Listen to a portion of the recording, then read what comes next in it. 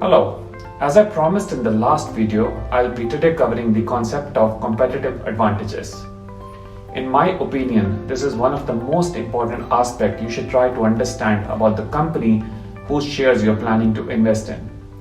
In order to illustrate my point, I'll be utilizing three Indian companies. Rupee 1 invested in either of these three companies has given quite a handsome return over the last 10 years. You would have been able to beat the Sensex by a comfortable margin. In the topic of competitive advantages, all I'm trying to find is the companies who have created some barriers around them so that they can keep the competition away and continue to lead the market. For the three companies we have chosen, let us start by looking at the overall cumulative product portfolio. If I try to compare the products of these particular companies, I can broadly divide them into two categories. On one hand, I have the products which are related to the home decor segment, which is, for example, the exterior paints for the walls, the interior paints for the walls, the varnishes, and so on. On the other hand, we have the industrial segment of the products, which could be the coatings for the cars what we drive, or it could even be the floor coatings what are being used in the industries. More or less, the business of these three companies are primarily dealing with the paints and the other related home decor products. All I try to do is I take the same product segments and I try to see in each of these product segments who are the different competitors these companies are facing. I'm sure that you're easily able to notice that the competition intensity in all the products is quite high. Even between these three companies what we are looking at, there are some big differences. For example, Asian Paints has a turnover of about 20,000 crores a year as compared to only 6 to 5,000 for the other two companies.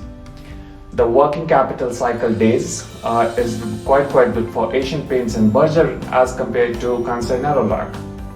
The free cash flow capability of Asian Paints is much better as compared to Berger and Nerolac. And finally, the net profit after tax margin percentage is almost 1.5 to 2% higher for the Asian Paint as compared to the other two companies. Now what we try to find out is how exactly is Asian Paint able to achieve such an achievement. As I explained, since the painting is the major business of these three companies, let us look at the overall paint industry within India. The overall size of the industry is give or take 50,000 crores. And bulk of that is in organized segment, and within the organized segment in the decorative painting. With decorative painting, I'm implying the normal usage of the paints by the households and not the industry part. So in my opinion, the companies who are able to do well in the decorative paint segment will have a higher opportunity for growth. However, to understand the competitive advantages, we'll try to understand both the decorative paint segment as well as the industrial paint segment.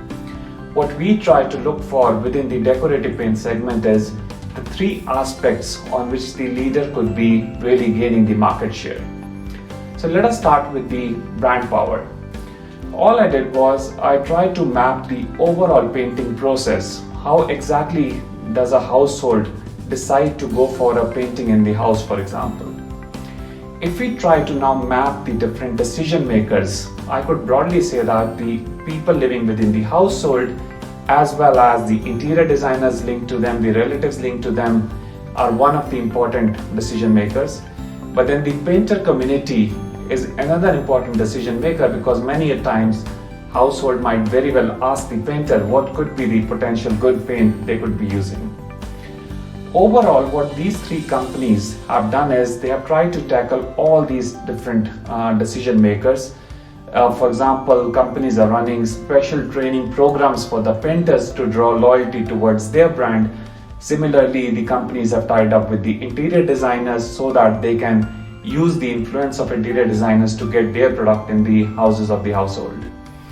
Either ways, I didn't find too much of a difference in terms of the approach of either of these three companies in terms of influencing the decision maker. However, I did find one big area of difference. If I look at the social media presence for these three companies, Asian Paint is leading the way, Berger maybe is coming second, and then Nerolac is coming as third. However, if I were to now draw the same decision-making process for the industrial paints, the process could be quite different. As you know, the Indian automotive industry is dominated by the Japanese players. And with Kansai Nerolac primarily being a subsidiary of the Japanese company, they have the relational and the network benefit out here. Hence, Kansai Nerolac leads the industrial segment of the business. I move on to the pricing and the product. I went to the famous portal Color Drive and I tried to compare what are the pricings for, let's say, coloring a specific size of the house in Bangalore.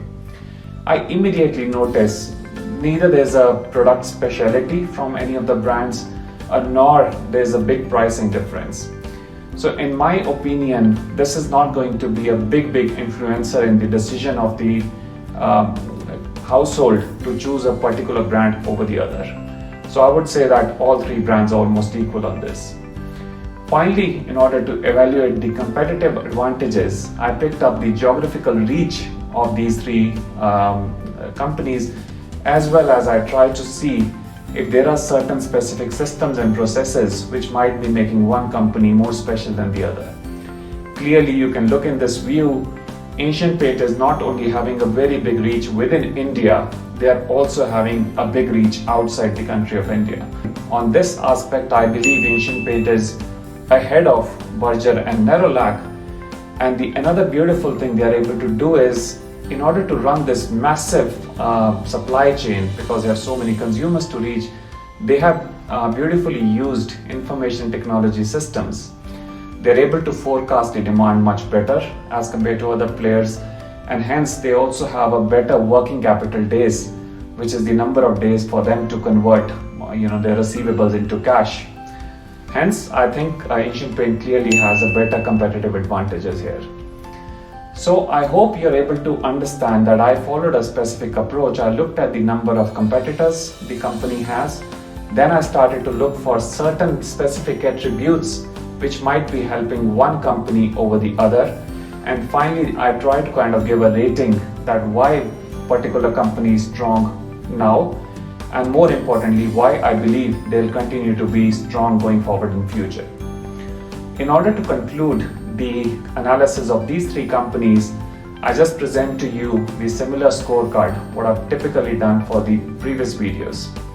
Out here you clearly see that Asian Paint is leading the way, Berger being number 2 and then Nerolac being number 3. There are certain weaknesses we always have to keep in mind for each of the companies, but overall I would say I'll be very comfortable investing in companies like Asian Paint and Berger, and I could consider Nerolac if some of the weaknesses are improved going forward in future. But at the current valuation, the good company, what Asian Paint is not a good stock for me, purely because I don't have any margin of safety for things to go wrong. So while I'm okay to invest in these companies, I would wait for the valuation to correct by a good 20-25% before I make an investment.